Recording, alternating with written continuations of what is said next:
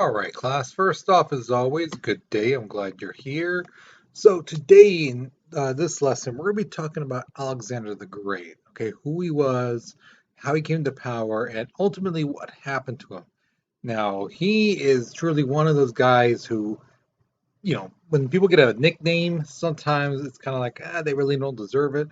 This guy, you can make a clear argument that he truly deserves that nickname, the Great. And we're going to go into that just a little bit, all right? So let's go ahead and get started with your warm up, which is right there. The first question asks you to basically analyze this picture and tell me what's going on here. All right, look at the body postures of both guys, things like that. What could they be possibly talking about? The second question asks you, does a good leader take advice from people? When someone says, "Hey, we should do this," they actually like listen and do it, or do you think a good leader like they have a plan, they stick with it even if things are going wrong? Take responsibility. Like, hey, this is my plan. We're gonna get this done, and if it fails, it's my fault.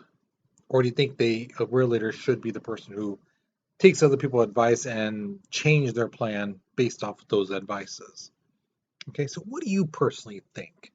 All right, so don't forget to write in complete sentences. Do not just put yes, it's good, or things like that.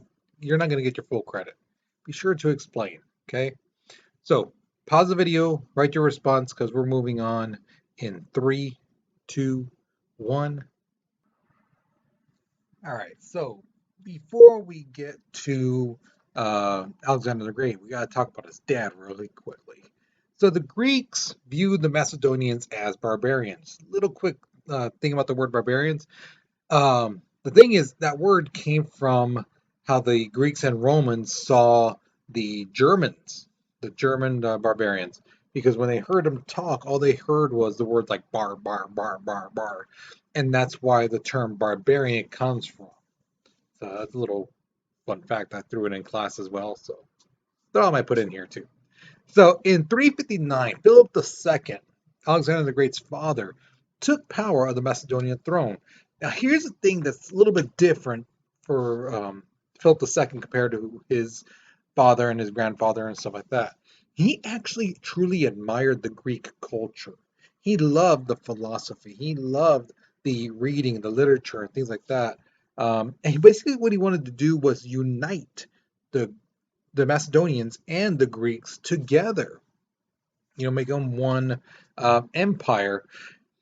But here's the thing: it wasn't going to be called Greece. It's basically you're going to be part of us, so you are going to be Macedonians. You're not going to be Greeks, and Greece didn't like that. So in 338 BC, he was able basically to crush them at this one battle. I can't say that name with the one with the C. Um, Shurioni. Your guess is as good as mine. All right, but it's near Thebes, town of Thebes, and they crushed the Greeks. And he told them, "Let's form a league and cooperate with one another to go against Persia." Okay, so the dad had a plan to go and conquer more. Thing is, well, Greece was like, we don't know. You know, he's in his place in Macedonia, and the Persians hear about his plan that he wants to invade them next. Like they know that they're on his hit list in a sense, if you want to use that term. So they send an assassin and they kill him, Philip II. Now Alexander the Great is pretty young at this point, so they probably figured, hey, killed the father, the son's gonna wither. A lot of these sons of kings, they tend to be like weak. They tend to be like, oh, I don't want to do that. Let's go send someone else to do that. They kind of figured Alexander would be like that, and he was not, as you're going to see. So when Alexander the Great's father died, he was 20 years old, and he became king of Macedonia. Now, like I said, the other people probably feel the Persians, hey, this kid's not going to be up to it. This kid is, he's 20 years old. He's probably going to be like a spoiled brat, type of thing. But the thing is, It was quite the opposite. Um, his father made sure that Alexander was ready for kingship, that he was ready to be a king, to be a leader. And he would take him on military campaigns and basically tell his son, look, here's a field. Okay. What would you do here? These guys are coming down this way. Your guys are coming down this way. They got some guys off to the side, some archers or whatever. What would you do? Oh, well, I would see this hill up here. I would have my archers in that position to take out their archers and take out their guys on the field and things like that. He quizzed his son and taught him, okay, this is what you should do. This is what you shouldn't do. This is how you read the terrain, the field, you know, how to use hills, mountains, water, rivers, and things like that. How to use that to your advantage. So he really taught his son tactics, war tactics. Okay. And the other thing he taught him was basic military leadership. This is something that's very interesting. It's one thing to be able to lead your men into battle and to win the battle, but it's another thing to inspire them, to get them behind you, even when things seem impossible, when things seem drastic, that you can rally your troops and fight on through. And that's what he did. He taught his son how to get his soldiers behind him. Now, almost immediately after his father died, they invaded the Persian Empire. Alexander the Great went in there, completely destroyed them. Okay. Now, was it just because of his father's death? No. No, it wasn't. There were several reasons. Okay.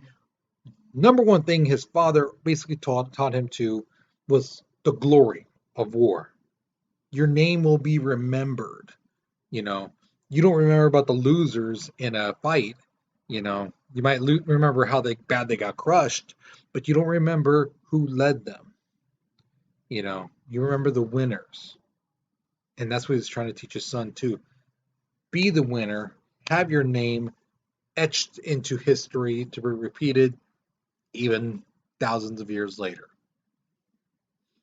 All right.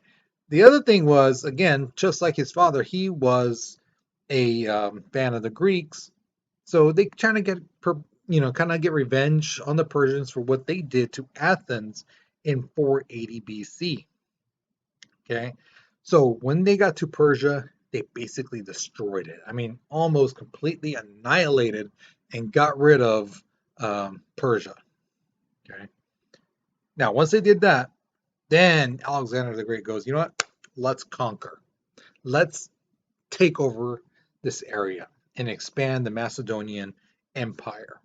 So in 334, he enters Asia Minor with 37,000 men from Macedonia and Greece, and they go all over, as you're going to see in a couple slides from now. But before we do, here is your first question. If you were a soldier, which attribute or characteristics do you feel is the best for your commanding officer to have? And explain why you chose that. So if you have someone in charge of you, you're the soldier and there's the guy in charge telling you what to do, things like that. Which of these characteristics do you feel, yeah, that's probably the most important one? Bravery, intelligence, determination, meaning hey, when things go bad, they still let's go, and they still have that drive. Communication, they can clearly tell you what's going on, what their plan is, what to do, things like that. Gratitude, hey, show appreciation for the soldiers, things like that. Influential, rally, you know, um, and get you when you feel like things are going low, they can bring you back up. Empathy, they know how you feel, so if you're feeling scared, they can, hey, I feel you, man, and try to talk you out of that. Strategic, if things go wrong, they have a backup plan, and they have a plan to that plan. Or the next one, flexibility. If the plan's not going right, well, maybe not change the plan, but let's try this thing. Let's try that. Don't stick to the plan just because it's written down. No, let's kind of move it a bit. Don't change it completely, just move it. Or the last one, responsibility. Something happens, they say, I'm responsible. This happened because of me, instead of, oh well, if you would have done this, or if this group would have done that, we would have won.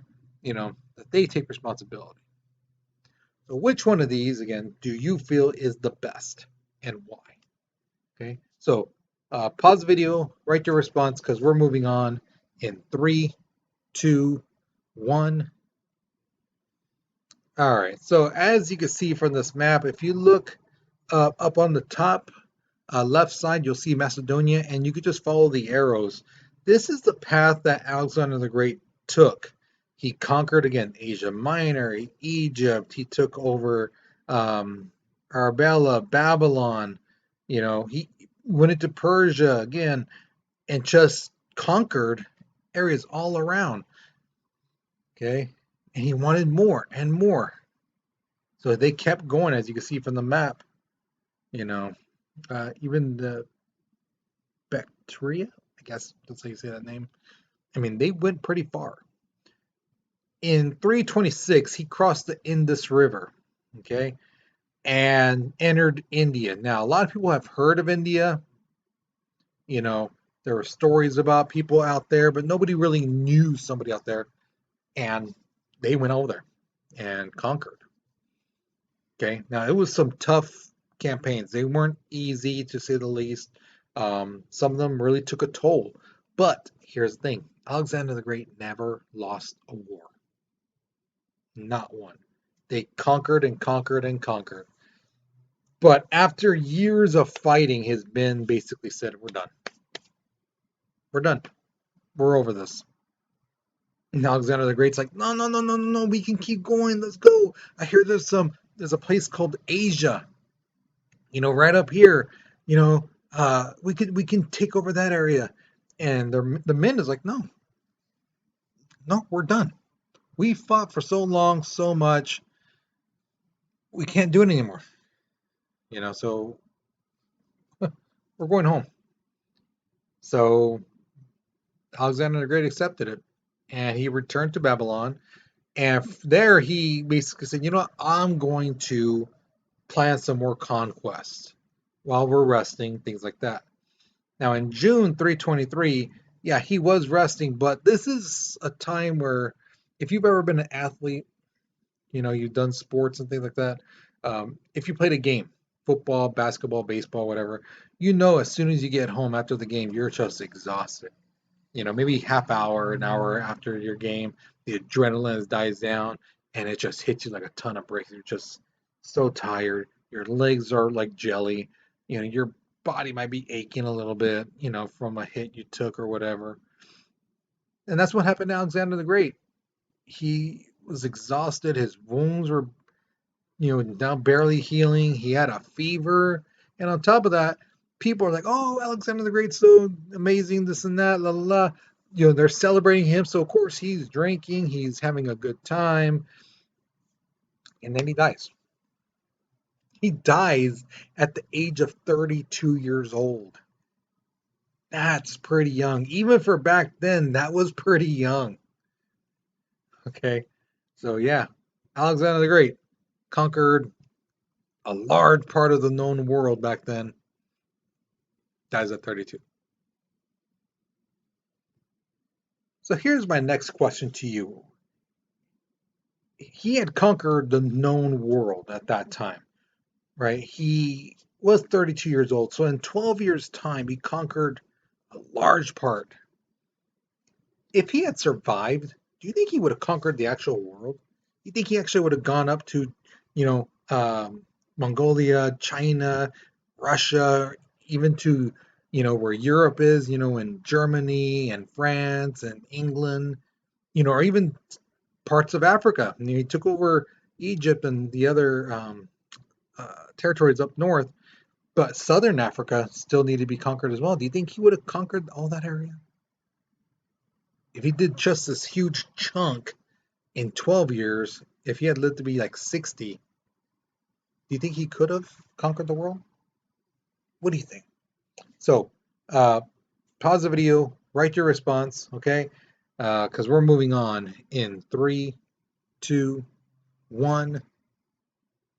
Now, Alexander the Great basically had a plan already from the get-go when he was alive about what to do when he died. And they were going to have a special, beautiful, large carriage and a tomb that was carved out that had depictions of his battles, his famous battles, and when he conquered so and so and things like that. Problem was, because he died so young, they hadn't even started it. The idea for it had barely been thought of, and now they're like, "Hey, you got that carriage ready? You got that tomb ready?" No, we no. Why? Why did he die? Yeah, he died. Uh, okay. We can get started now. All right. How long is it going to take? About 2 years. A body is not going to stay fresh for 2 years. All right. On top of that, Alexander the Great wanted his body treated like the mummies in Egypt. Okay. Now, how do you preserve a body? Okay. This was the question back then. And these guys, they're pretty smart. They took a container, right? They put his body in there and they filled it with honey. Now, why honey? Because honey is the only food that does not spoil. I don't know if you know that or not. If you don't believe me, pause the video, Google it up. It's true. Honey does not spoil. Even the honey found in the pharaoh's tombs can be eaten. Sure, it's hard as heck, but you can eat it. Okay? That's what they did with his body. They put in honey, waited till the carriage and the tomb was created. Then, basically, when it was ready, they sent his body to Egypt and they prepared his body. And if you don't know what they did to the bodies, to the mummies, here's a quick little thing. They would cut it, take the heart, lungs, liver, and all those organs, put them in little jars, right? And for the brain, what they would do is get this little hook metal piece and they would shove it up the person's nostrils, crack the cavity, and then they kind of dig around a little bit with that hook part and then grab it, the brain, and then start pulling the brain out. Yeah, pretty cool. So here's the thing. Now the tomb, the carriage, and the body are all ready to go. They have his funeral. Um, he goes from Egypt all the way to Alexandria, a town he named after himself. A lot of towns are named after him. And here's the thing: throughout the years, through war and territorial takeovers and things like that, his body and tomb is lost. We don't know where it is today. For all we know, it could be in someone's backyard in Babylon, you know, somewhere in one of the capitals, building capital um, that was around in some empire years ago. We don't know. So, little fun thing for that. So, that's basically it for Alexander the Great. All right. So, hopefully, you learned something new. Hopefully, you enjoyed this lesson. So, with that being said, you guys, you take care, you be safe, and I'll see you guys later. Okay.